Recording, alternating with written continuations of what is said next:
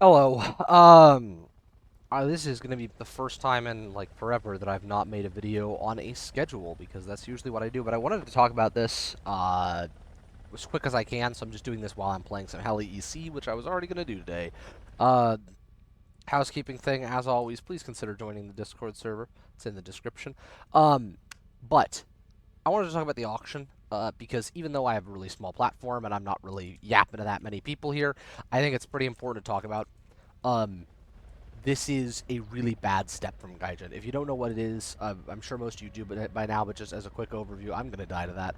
As a quick overview, the auction is essentially this new thing Gaijin is working out where certain items, at the moment they're saying it's going to be camouflages, but will only be available in a limited quantity that you will have to bid on against other players, and once it's gone, it'll be gone for at least a year. Um, they are saying that they're not going to do it for tanks. They're saying it's a camo thing. I would not trust that. They have issued a statement now after kind of trying to ignore it all week so far. They have issued a statement where they basically said that this is intended as a way to bring the money and extra money to the people who make these skins. They are presenting it as them trying to help the community. That is, I would say, not true.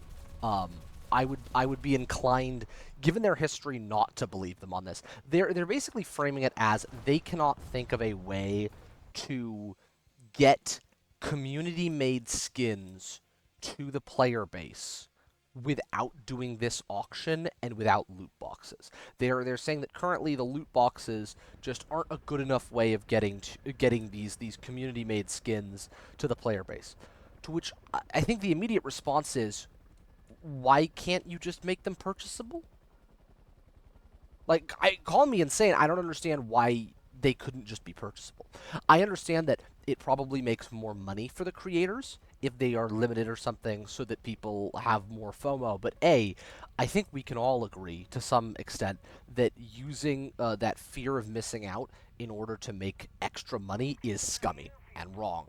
But more importantly, I don't think anyone should be really making their full-time job making skins on War Thunder. Maybe I'm insane for that, but I don't feel like that should be a full career.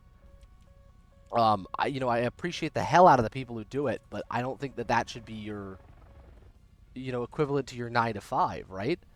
Um, so I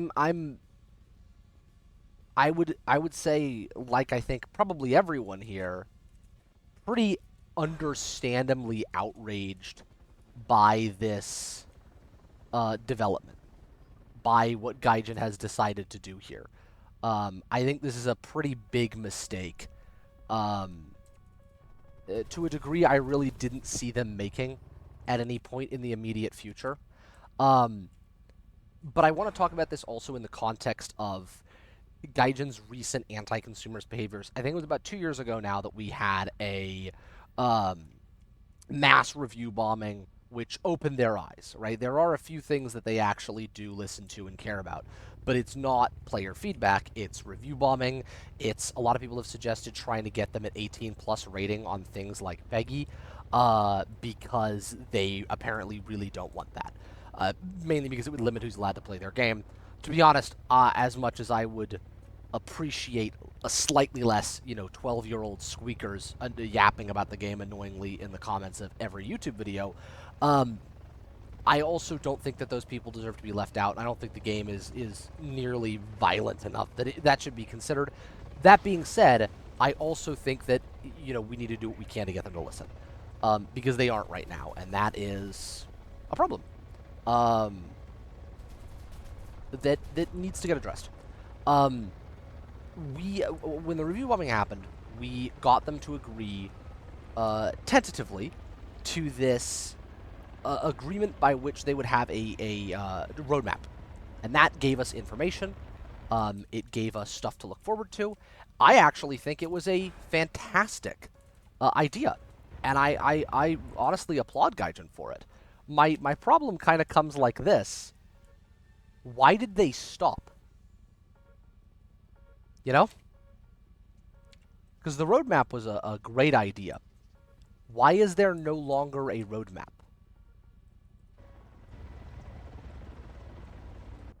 Why did we let them stop? Would be another point to that. Gaijin has a long and storied history, but especially a recent history of doing some bad shit, getting caught, and then deciding to do just good enough shit that we let them get away with it, and we let them, not take a bunch of criticism for a while. And then, the second they think everybody's stopped paying attention, they start doing it again. And that upsets me for a couple reasons. First off, the obvious, I'm a player of War Thunder, and I'd kind of like to not have the company that makes the game that I play the most consistently try and fuck with me. But I think more importantly than that, for me personally, I don't understand why Gaijin doesn't just want what's best for the player base. Like, for some things I understand, but for some of this stuff, it doesn't even seem like it's making them all that much more money. It just seems like they're doing it for no reason, and that's a very weird feeling. So anyway, I don't want to make this take, super duper long. I'm not going to issue a call for, boycotts or whatever, because I don't think that that'll do anything. If you want to review bomb it, go ahead. If you want to boycott, go ahead. Personally, I don't think boycotting is the solution. I think review bombing is more the way to go. If you're in Europe and you are seriously pissed off by this and you really want to see action, send an email to Peggy or any other rating service and try to get it changed to 18 plus. I think it's not that's a way that'll hurt them enough that they can see it, but not enough that it would literally kill the game. Do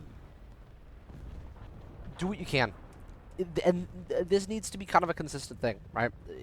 When they acquiesce for this, which I think they will, given that they've already had to issue a response because it's seeming this bad and they're getting this much negative feedback, be consistent, right?